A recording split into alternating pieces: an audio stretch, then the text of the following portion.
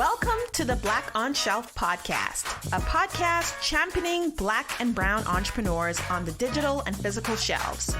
I'm your host, Tanaj Ferguson. This is Black on Shelf.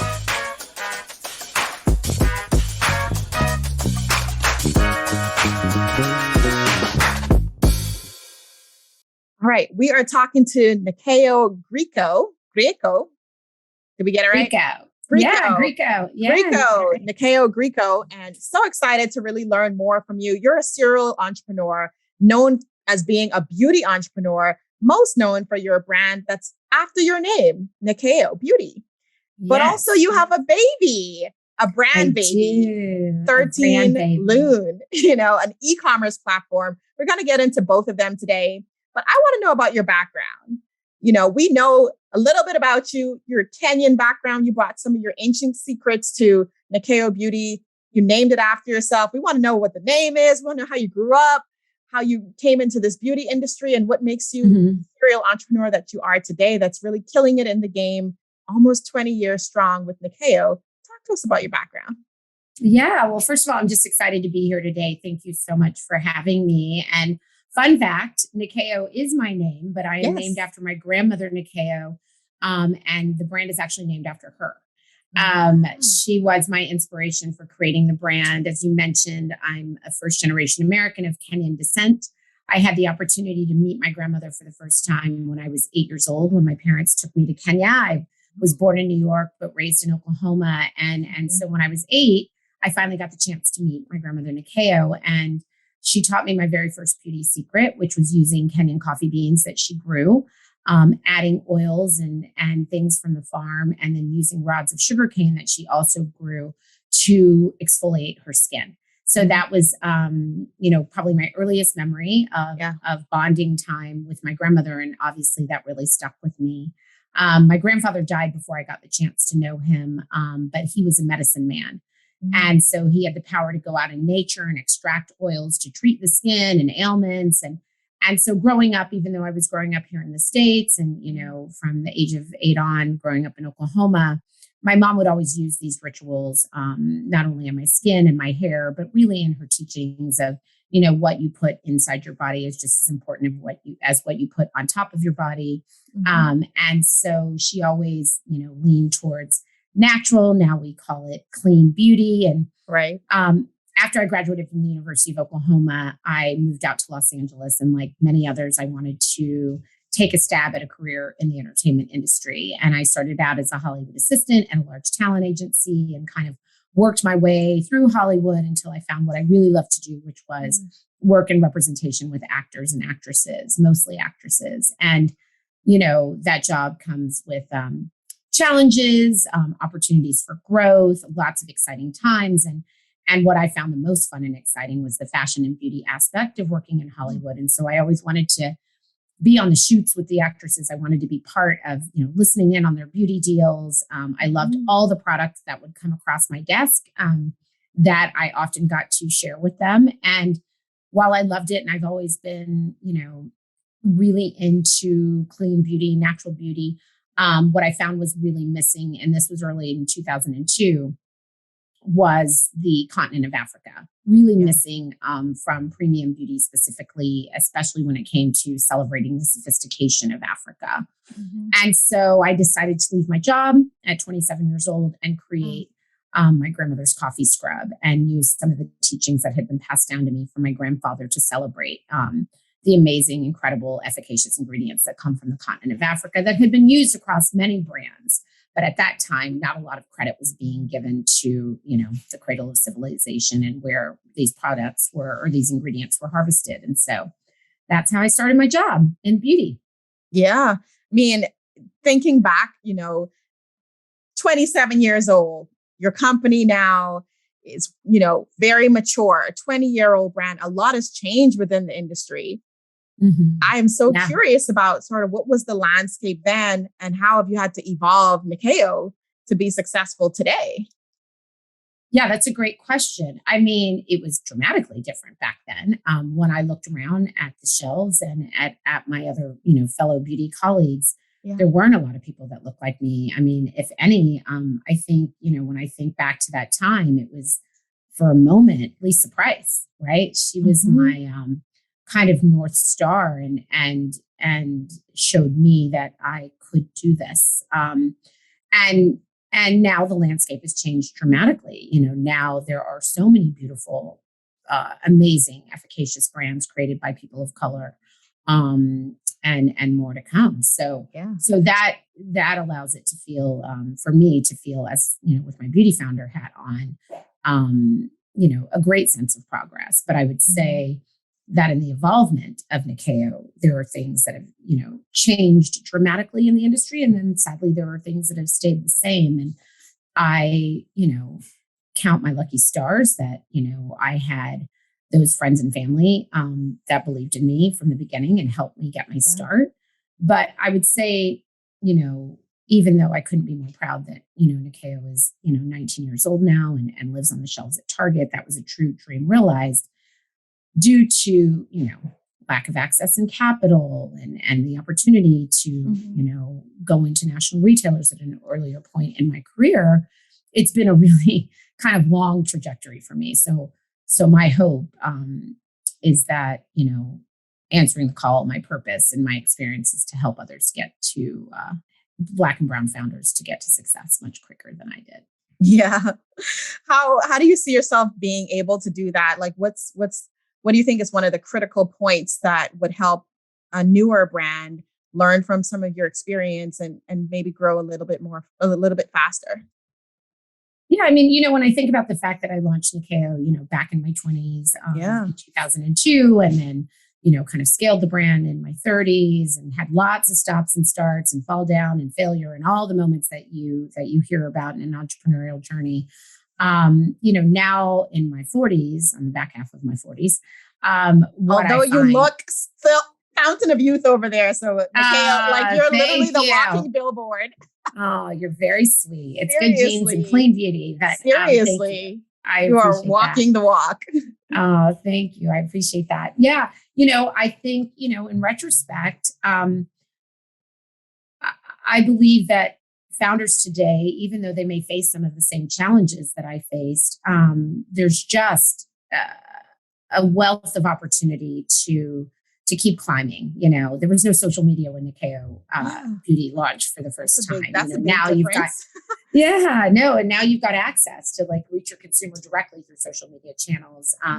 While there's still obviously much work to be done when it comes to access and capital, now there are funds being led by Black and brown people who are investing in the community and deeply committed to building generational wealth. So I would say that, the greatest part of where we sit today is that we're able to make a little bit more noise in a really positive way so that we can inspire that next generation of founders to know that they can do it too.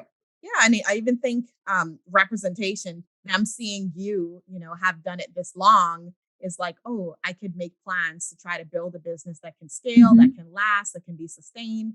Even that is a lot of hope for brands that just need to know that it can be done.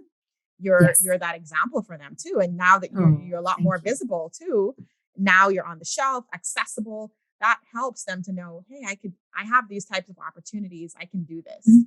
Yeah, absolutely. Absolutely. And I think also from the industry's perspective, beauty is universal. Everybody loves beauty. So many of the beauty ingredients and beauty secrets that we incorporate today here in the Western world are cultivated from marginalized parts of the world. And it gives us an opportunity to celebrate, those beauty secrets, those global beauty secrets. And so I think it's also a chance to just show the industry that we're here. I mean, obviously we shop to the tune of number 1 and 2 Black and brown people when it comes to beauty. And so it's also just time for us to have a little bit more of that shelf space and also to serve a larger audience, and to help to debunk some myths that still exist within the beauty industry. For instance, that Black and brown people only create products for Black and brown people, where we know that to be absolutely categorically untrue. And so, I think, I just try to stay in the lane of positivity, even in the midst of heartbreaking times that, we are all here to be catalysts for change and help to build generational wealth and inspire the next generation. And that's kind of what keeps me going every day. Absolutely. I think something that sticks out to me about your story is also how within these 20 years of really building, I'm giving you an extra year, but within these about 20 years, one of the things you've really experienced is really the range of opportunities and growth. You were a part of Sundial and then now a part of Unilever. Talk to us about how that happens even and what that has Yeah. meant for, the direction your brand can go. Yeah, no, that's a great question. In my career as a beauty founder with Nyakio Beauty, I've had the opportunity to partner with various people through different stages of the business, and so when I met Sundial Brands, it was at a time that I was deeply committed to partnering with a company that truly understood my desire to really make an impact, not only here in the States, but on the continent as well, by ethically and sustainably sourcing, really having, partners that really have a deep understanding for my heritage, for this consumer. Right. And so, that's what led me to them after my last partnership. And, the way it happens is the way it happens in so many aspects of our life. Partnership is like dating, and so much of it is just about putting yourself out there. When I was looking for a new home for the brand, I went to my network. I went to people that I had worked with. I went to people I admired in the industry, and asked them, who do you think would be the right partner for me? Do you think it would be best for me to start exploring private equity or VCs? Will you make those introductions? Can I start talking to more strategics? And so that's how it happened. It happened by being brave enough to put myself out there and not being afraid to ask for help. Yeah. And what were some of the key cues? And for those of the Boss fam who are wondering, like, okay, have this great product, but I need it to scale. What are some of those indicators that you would say today, folks, and from your experience, folks should look into to know maybe scaling will require some additional support that they don't have on their own? Because you were able, you thought about the idea of partnering that's not everyone's thought, or you thought of partnering in the way that you did, where you're like, it really needs to be someone deeply committed to my community, deeply committed to this type of sourcing, the type of portfolio that I want to have. Tell me what was on your mind. Yeah, I mean, kind of all of the above, what you just mentioned. It was, every time that I would enter kind of a new partnership and growth for this company, it would always be about growth. We as founders, we aren't great at everything. We know what we're great at, and it's really great as a founder to figure that out early on, where your strengths lie and where you can use support. And partnership is more than just a check. It's more than an investor. It has to be somebody who's strategically aligned with your goals. That's aligned with your non-negotiables when it comes to your brand and the integrity of your dreams. And so, I'd say, so much of that is just exploration. It's asking questions. It's not being afraid to say, I don't know, or I need help. I mean, it's interesting because, many entrepreneurs also lack from this disease I call perfectionism and needing to know it all. And being your own boss, I think sometimes subconsciously makes you feel that you should have all the answers and know exactly what to do. And in retrospect, it's quite the opposite. It's really, really important to be humble and to understand that mistakes are going to be made, and that, failure is just another chance to get back up on the bike, and all of those things, while they may sound cliche, are deeply important and need to really be embedded in yourself so that you can have the confidence to keep going. Not all partnerships are meant to last forever, right? It's about growth, and sometimes you outgrow your partners, and you have to be okay to put yourself out there and try again. So, I think it's really just a combination of knowing your needs and knowing the needs of your business, knowing your numbers. When you think about scaling, as you mentioned, it's, how do I get to profitability smartly? How do I get to profitability by really making an impact in the community? And how do I get to profitability in a way that's sustainable? And it's just, a constant conversation with yourself, and then ultimately your partners, to help you get there. Yeah. And there's a lot of luck involved as well, right, you know, right. and it's okay to start over. I mean, I can't even count on one hand how many times I've had to start over with this brand specifically, but it's all allowed me to, you know, land in the place that I am today. Yeah. And I'm glad you said that. I think it's the grace that other people need to hear, right? That you, in your 20 years, you would have had to start over a few times, maybe change packaging, certainly a few times, maybe shift focus. What I do admire, especially about you though, in all this time, you've kept your portfolio very concentrated. Tell me how you've landed on really not running after every trend that you could and not getting, Mhm. thinking everything is your lane. You've really kept a very focused portfolio amongst the years. That is really hard to have that type of discipline. What's your Mm. philosophy on that? I mean, I just believe that, you know, the key to a successful business is stay authentic to your own story. And, you know, while I started out with, you know, as an indie brand, really focused on the Kenyan ingredients that I knew from my family. And then as I grew within, you know, various portfolios, I was able to expand the continent of Africa and source bigger and tell, you know, stories about regions that maybe my family didn't come from, and then ultimately to start to share global beauty secrets and really, you know, do a deep dive into 18 countries around the globe and share, you know, beauty secrets from South America, Southeast Asia, Asia, Africa, etc. It's always been about, with the Nyakio Beauty specifically, sharing global beauty secrets and celebrating beauty from around the world that's been underrepresented. So when I mention all of those countries and regions and continents, it's really that's been it. It's been laser focused. And you know, I come from a long line of educators and farmers and Yeah. you know, people who are deeply committed to storytelling, and so that is Mhm. part of my DNA. And you know, I just am able to authentically weave that into my brand. And I believe that people buy into people before they buy into products. And so you better tell the truth. Yeah. And so, you know, that is why I think it's been, you know, easy for me to stay focused because it's authentically who I am and what my story is. Hmm. For Nikeo, what would you say are some of the milestones across the years? I mean, first and foremost, you know, and it has been 20 years because I started developing it, you know, when I Right. was 27, launched it when I was 28.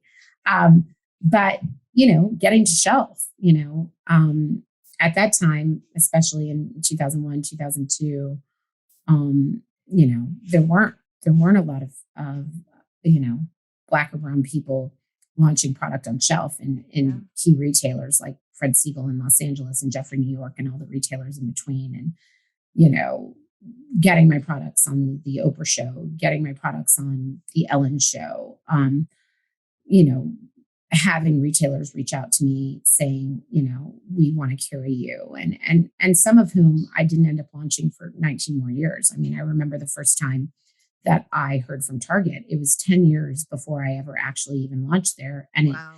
And I had to make that decision because even though it was the dream retailer, you know, the blue sky for me, I wasn't ready. I didn't have the partnership. I didn't want to go to shelf and, you know, ultimately then have to pull out because I couldn't afford to be there. I didn't have the resources or the strategic partners to help me scale and grow there. So, you know, I'd say that every part of the journey, even the fails, even the moments where I had to shut down the business and while they were, you know, tear filled and on my knees, you know, wondering why I ever signed up for this crazy journey, those moments were opportunities for growth and for me to show up for myself again. And I think that that is one of the greatest gifts that entrepreneurs can give themselves is in those moments. You know, resilience and perseverance are they are not for the faint of heart, but Mhm. they absolutely are so validating and empowering when you get to the other side of whatever painful moment you may be in your journey. And that applies to all things in life, not even just being an entrepreneur or having a business. And so, you know, I'm just grateful and I do see, you know, those moments of having to start over or grow and expand as true gifts because, they definitely led me to 13 Lune. Had I not had those moments, I definitely wouldn't have created my second business dedicated to helping others get to success quicker. Yeah. So, And we definitely want to talk about that brand too, because that's your newest baby. Before we cross over, one of the things I want to cover is, you mentioned, across these 20 years, sometimes having to start over. I think that's a lot of that's like such a learning moment for others. And another point why your story is so accessible and so humbling. Thank you. You're able to really share the true journey. And we don't think it's just this amazing 20 years. The reason you're so grateful is because it was this type of 20 years. The times when you would close it down, what would you be doing and what would call you back to it? I would be doing a lot of reflecting. Yeah. I would do some grieving and then I would get myself up out of bed and I was motivated because I needed to work. Yeah. I needed to pay the bills. I was not independently wealthy. In a couple of those moments, I'd had child number 1, child number 2. So I needed to use it as teaching moments to show my kids how to get back up again. Yeah. And, I would say that in some of those opportunities to get the chance to start over, it led me to better partners for myself, better partners for my business. And so, I would spend that time reflecting on what it is that I had learned. And at times, I can remember one time specifically, like around the time that the market crashed before I joined the portfolio that Laura Mercier was founded in. I consulted for other brands. I helped other people learn how to start businesses and not just in the beauty space. I helped my husband start his accessory line. I helped other people, consulted on a t-shirt brand. I consulted on a candle brand, and I used my knowledge and the opportunities that I had learned along the way to help others skip a few steps. I helped friends learn how to write business plans, and pitch decks is what they later became. Thank God, not 30-page books anymore. But I just used that time, that education of those moments and applied it. Yeah. I think that's going to help some people too. And when you had the acquisition from Sundial now to Unilever, how did that change your role in the brand? In a lot of ways I got to expand. I was selling into a new retailer. I was able to, reach a consumer in a bigger way than I ever had in my career.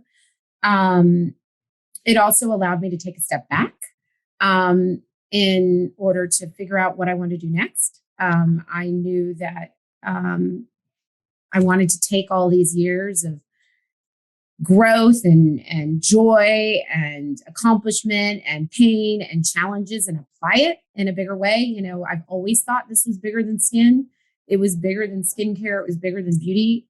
Who knew what 2020 would bring to so many of our lives, but also to my life specifically when in relation to my career and getting to have that kind of, as Oprah says, aha moment of like, this is why I've been doing this. This is why I've been called. The acquisition allowed me the space to think about how to be better for the collective and better for the community. Yeah. And so we have this crazy year, racial reckoning, a highly political year when, we could all say for sure as people of color, it was trying, it was a racial reckoning as we're calling it. And that really inspired a lot more people to reconsider how they spend their money, what causes do they belong to, the consciousness they have with the brands that they support. You had the same moment and were able to use the knowledge you have from a physical product and you found ways to build a digital product. Talk to us about 13 Lune, your experience, your journey to it. We've been hearing sort of along the way, you've always had this interest in your community. It was the continent, it was Kenya, it was people of color, and you're sharpening, you're coming closer and closer to being able to serve these folks directly. Now it's materializing in some really big ways. Talk to us about your journey with 13 Lune. Yeah. I mean, during this racial reckoning and the most integral moment of the Black Lives Matter movement of our lifetime, not only were we dealing with a global pandemic, which obviously we'd never dealt with before, we were also dealing with the pandemic, which is the cancer of this world, systemic racism. And I'd had it. And after the death of George Floyd, I found myself and my brand showing up on all of these lists of, top Black owned, Black founded, brands to follow, to shop, to watch, et cetera. And ironically, 18 years in at that point, I was receiving more attention than I had received in the 18-year journey of being a beauty founder. And while it was lovely, I just launched online at Target in February, right before COVID. We were meant to go into stores in June. It got pushed until the following January because of COVID. Seeing our sales, I think there was a Spate report that said that our sales for Nyakio Beauty had gone up 435% in the month of June and alone. And that was great, selling more product. This is my livelihood, et cetera. But at the same time, it was built on the precipice of such a heartbreaking time. And to truth be told, I wasn't thinking about skincare. I wasn't thinking about the beauty industry at that point. I was thinking about all the people that we had just witnessed being murdered so brutally. I was thinking about what did it mean to live in our skin, and what did that mean for the future of my children and so many children, and how does it feel that at 47 years old at the time, we were going backwards, and all of the things, right, that so many other people were feeling. And it was overwhelming. And so I had to find ways to manage the pain. And so I decided that it was, I'm going to start shopping the list. I'm going to start supporting. I'm going to start, to your point, spending my dollars somewhere where I feel like I can make a difference. And when I started shopping these lists, I was shocked. Here I'd been a beauty founder for almost 2 decades, and there were list after list after list of these beautiful products, efficacious products, clean beauty brands with founders with the most incredible stories. And I would just go down rabbit holes. We were stuck at home all day long, late at night, Instagram, everybody was like binging new shows, and I was binging beauty sites. And I would just start to go down a rabbit hole. And then all of a sudden I would notice that, when I would go to their distribution, that most of them, probably 90% of them, were direct to consumer. And that's the only place that they sold. There were maybe a few of us at this retailer, and maybe a few of us at this retailer, very few with wide distribution. And I couldn't believe it, because as I was watching, Aurora with her amazing 15% pledge, and Sharon with her incredible initiative for Pull Up for Change, and, these initiatives being born out of the summer of 2020, and people really struggling to get to like 5, 6, 7, 8 of these brands on shelf. It just made no sense to me. I also at that point was being approached by people who wanted to support, allies, other Black and brown people, saying, I'm just hearing about your brand. I want to shop it. And sending me DMs of, would this work on my skin too?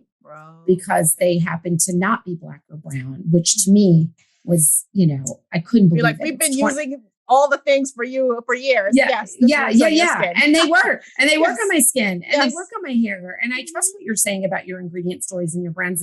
And I launched my company, Nyakio Beauty, at Fred Siegel and Jeffrey, New York, and very upscale boutiques and upscale areas around the country that were not predominantly Black and brown shop retailers to success. So, that narrative in the beauty industry, like, it was time to stop. And then I was watching something that I found very dangerous happening, which was in support of these Black and brown, Black brands at the time in the summer of 2020, and then expanding into our brown brothers and sisters brands, that we were sort of recreating the Black wall, the brown section, and that felt ludicrous to me. And then something that was really important that was happening was that a lot of my allies, and I mean my friends and my colleagues and people that I grew up in this industry with, who are not Black or brown, were reaching out to me saying, what can I do? I got to do more. And a lot of my friends, a lot of these brands, they've been moving the needle for change and diversity for a long time. And so when I say allies, when I was coming up, Goop, if I consider an ally, both in front of and behind the scenes. And, many of these brands that, also wanted to fight this like opportunity that was happening for us to divide ourselves from one another more. And so I am very much about coming together, and that we are all on this earth to work together to make change and to impact. And so my co-founder and I both live and breathe and preach inclusivity long before 2020, came together and said, we are going to create the first truly inclusive beauty retail platform, where 90% of our brands are going to be created by people of color. And 15 or 10% of our brands are going to be dedicated to fostering allyship. So we're speaking to true inclusivity because we're inviting our white brothers and sisters who have brands, who have thought about melanin-rich skin and textured hair in their formulations, but also in their companies and who they hire, in the ethos and in their shade ranges. And they're going to sell with us too. And they're going to help us to amplify and celebrate and bring these Black and brown brands to success. And so that's how 13 Lune was born. And it was born, with 13 Black owned brands, a small company. That's where the 13 comes from. Yes. Okay. Yes. What about the Lune 13 actually was, we named the company before we decided to launch with 13 brands. And 13 has always been one of my favorite numbers. 13, and pretty much every other culture besides the Western world is known as a number of a goddess. It's known as a number of luck, as opposed to bad luck, like they teach here in the States. And so 2020 was a very impactful year. It was a year of shift and change, and,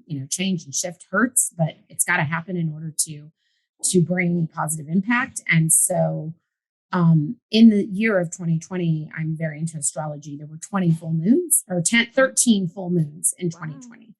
And so that to me was magical. And so 13 Lune is moon in French, is why the brand is called 13 Lune. And then we started with 13 Black owned brands. We are now up to almost over 100 BIPOC, Black and brown owned brands, with a handful of ally brands as well.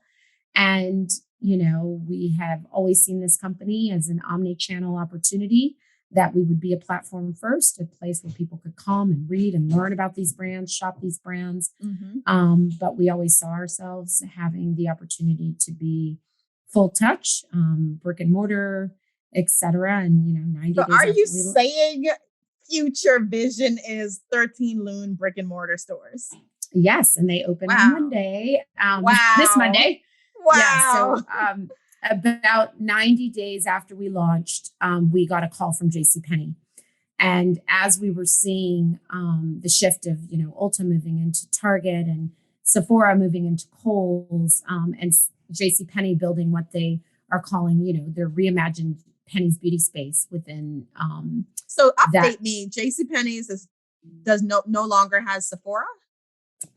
Sephora is moving out to Kohl's. It's in the process of moving out to Kohl's. Entirely. Okay. Yeah. I thought they were expanding, but no, they're shifting. Yeah, retailer. They're shifting entirely. Gotcha. Yeah, shifting retailers. And so Penny's Beauty will be the new space. But within the Penny's Beauty space, we will be opening 613 Lune stores within JCPenney. Starting with 10 stores this coming Monday, October 18th. And then we're going to open 313 Lune stores in 2022, and then 300 more in first quarter 2023. Jeez. So, so I'm excited. You know what this means? This is so strategic, and I think JCPenney got to give them a hand clap on this, recognizing the shifting landscape and really seeing the opportunity 13 Lune can do to bring that consumer into the store that has been struggling a little bit. And this is such a fresh move. Wow. It is. And, they've got new partners at JCPenney and through their acquisition last year. And JCPenney is America's oldest retailer. I mean, I remember going to JCPenney when I was little and shopping for my mom's fashion fair. It was the only place she could get her shade in Oklahoma, where I grew up. And, they're very committed to hyper inclusivity. Their customer base is hyper inclusive. Yeah. Very diverse. And, we're really excited about this partnership. I'm excited to go from being a brand founder to a e-tailer to now a Black female beauty retailer. Yes. And but even more importantly, I'm excited about all the brands that we're bringing to shelf. Many of our brands, this will be the first time that they launch into a national retailer in our 13 Lune at JCPenney stores. And so, we're really walking our walk of, being here to amplify and celebrate and build these brands to success.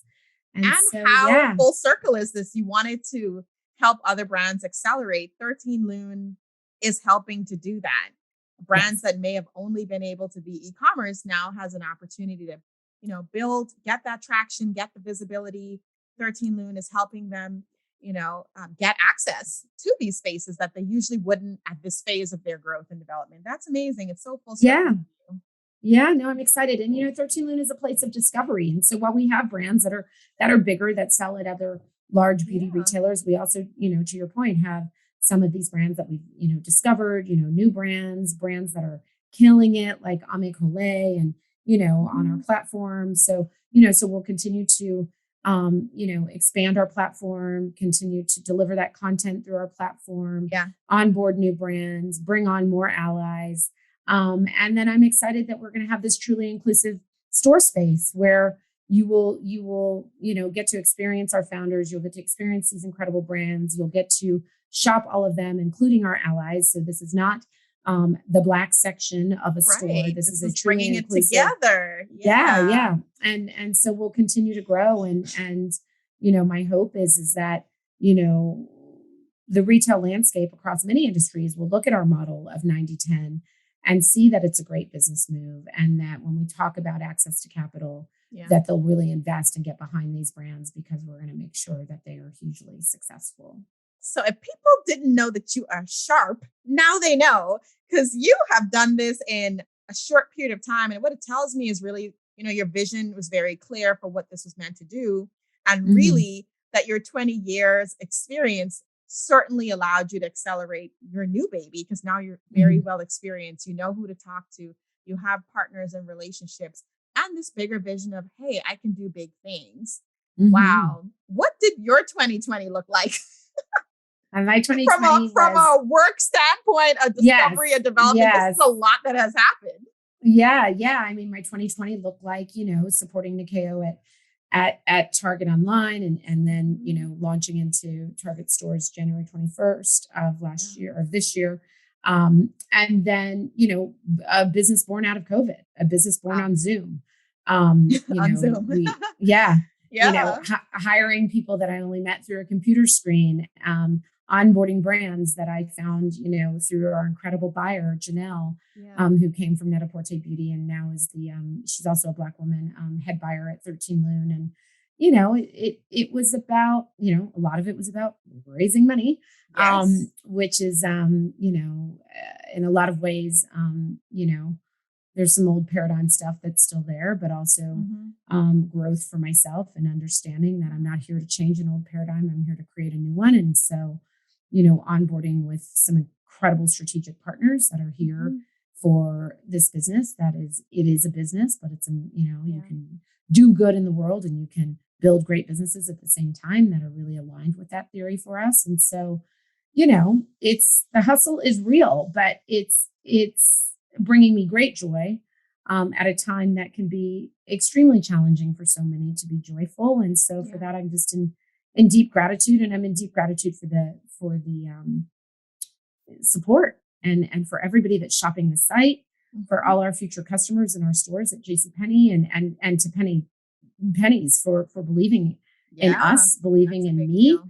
As someone that, can be a player in this beauty retail world. So, absolutely.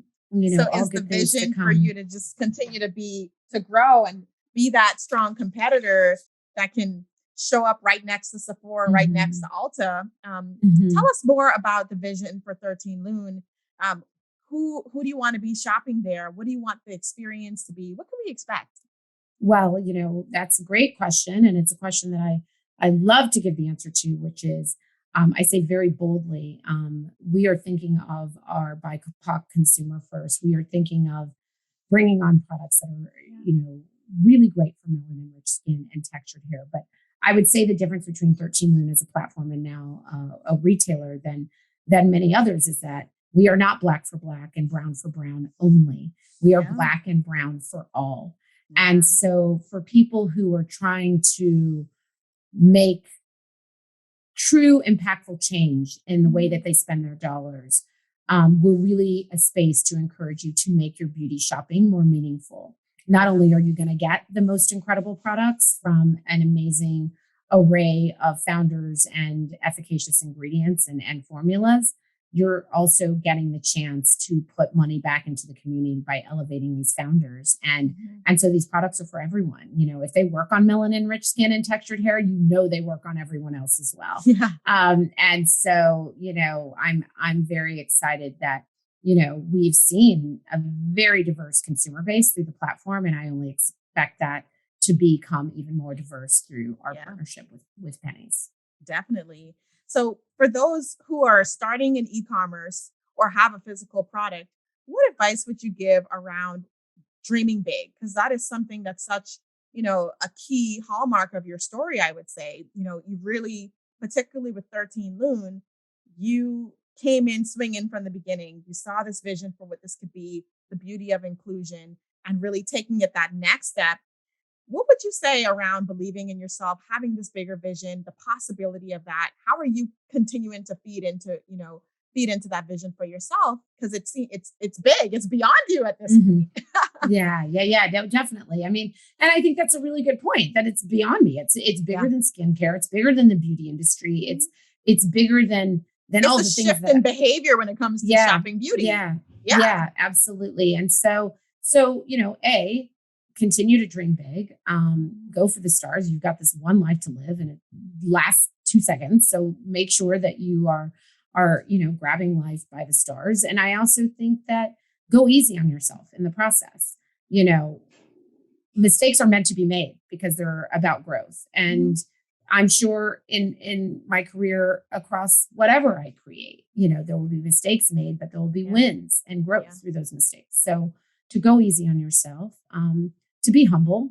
I think that it's hard when, there's a lot of rejection as a business owner. There's a lot of rejection when it comes to, customer acquisition and things like that. And so, be humble, know that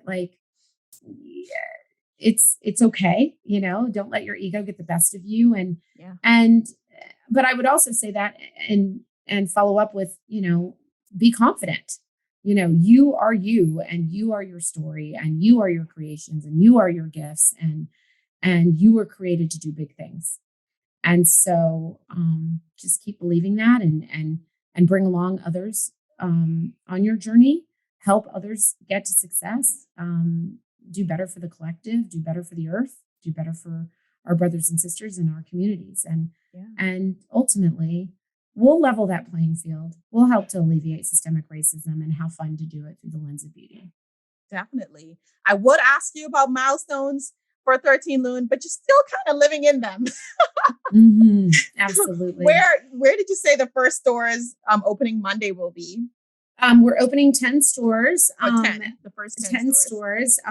So I don't have them all memorized, but I know, I'll be in Whittier, California on Monday, October 18th. Mesquite, Texas, McAllen, Texas, Dearborn, Michigan, Bloomington, Minnesota. We'll be in Connecticut. We'll be in Florida. Those and growing. And growing. And then by mid-year next year, there'll be 300 more to come. So definitely, shop and follow us at 13 Lune. Absolutely. And then, we'll have our own landing page, our own 13 Lune landing page at jcpenney.com. And then obviously come see us in stores as well. Amazing. Well, we're so proud of you. So excited. Thank you. Love that we're, talking to you at this part of your journey. We're clearly going to have you come on again to talk to us about how that early stage is going once you have more stores down. So we will definitely follow up. But, we really appreciate this. I honestly want to know, and you're the perfect person for this, what does it mean for you to be Black on shelf and to be bringing more representation on shelf with 13 Lune? What does it mean for me to be Black on shelf? It means that I'm living out my parents and my ancestors and my community's wildest dreams. Definitely. Yeah. So we're going to follow 13 Lune. We're going to follow this growth that's about to happen, and you can count on us to support. You built this for us. We're so grateful and excited, and we're rooting Thank for you. you. This is Thank amazing. you. This is certainly Thank amazing. Thank you you. again for coming on and sharing your journey. We're thrilled to be at the start of it as well. Oh my gosh. And thank you for having me and thank you for telling our stories and thank you Absolutely. for your support. It's greatly, greatly appreciated.